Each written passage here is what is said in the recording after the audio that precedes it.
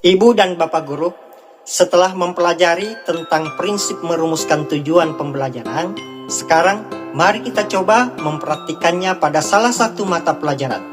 Pada video ini, kita akan mempraktikkan cara merumuskan tujuan pembelajaran dengan alternatif kedua pada mata pelajaran IPAS, yaitu mengidentifikasikan kata kunci pada capaian pembelajaran yang berkaitan dengan kompetensi dan lingkup materi. Ibu dan Bapak Guru yang mengajar pada mata pelajaran lain tetap bisa mengikuti karena prinsip dan proses berpikir yang digunakan tetap sama. Sebelum memulai, siapkan kembali dokumen pencapaian pembelajaran masing-masing serta buku catatan atau laptop untuk praktik.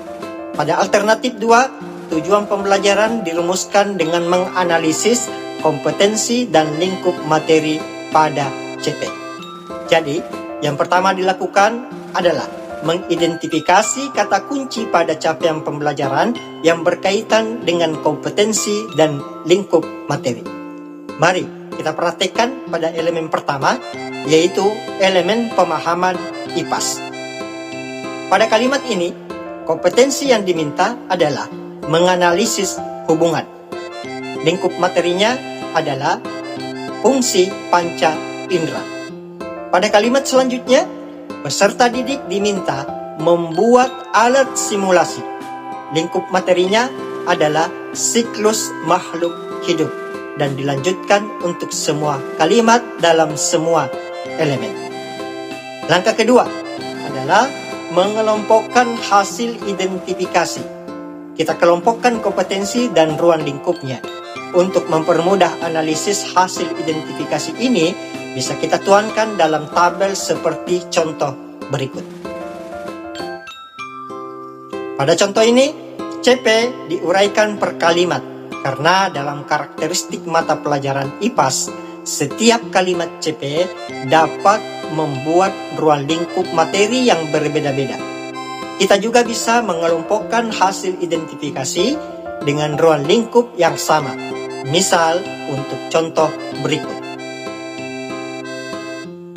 Contoh berikut dapat dikelompokkan dalam ruang lingkup energi. Ini salah satu contoh cara untuk memudahkan analisis, sedangkan untuk elemen keterampilan proses, seperti ini didapatkan saat kita mempelajari CP. Jadi, kompetensi pada elemen ini dikembangkan ketika melaksanakan elemen pemahaman dan bisa dijadikan referensi saat melakukan perencanaan pembelajaran di setiap ruang lingkup materi. Tahap terakhir adalah merumuskan tujuan pembelajarannya. Misal, untuk kalimat pada CP berikut. Dengan kompetensi dan ruang lingkup yang sudah dipetakan, maka tujuan pembelajarannya adalah menganalisis hubungan antara bentuk serta fungsi bagian tubuh pada manusia atau panca indera. Namun, ada kalanya saat merumuskan, kita perlu menganalisis ruang lingkup materinya lebih dalam. Misal, untuk capaian pembelajarannya adalah perubahan wujud zat.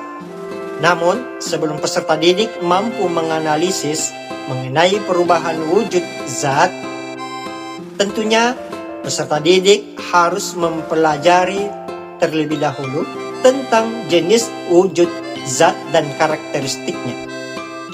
Dengan begitu, untuk kalimat CP ini bisa kita rumuskan tujuan pembelajarannya adalah mengidentifikasi wujud zat yang ada di sekitarnya, menganalisis karakteristik wujud zat berdasarkan hasil pengamatan,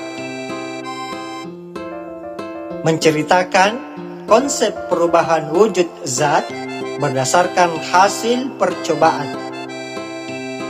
Nah, Ibu Bapak, itu tadi adalah tutorial cara untuk merumuskan tujuan pembelajaran dengan alternatif kedua.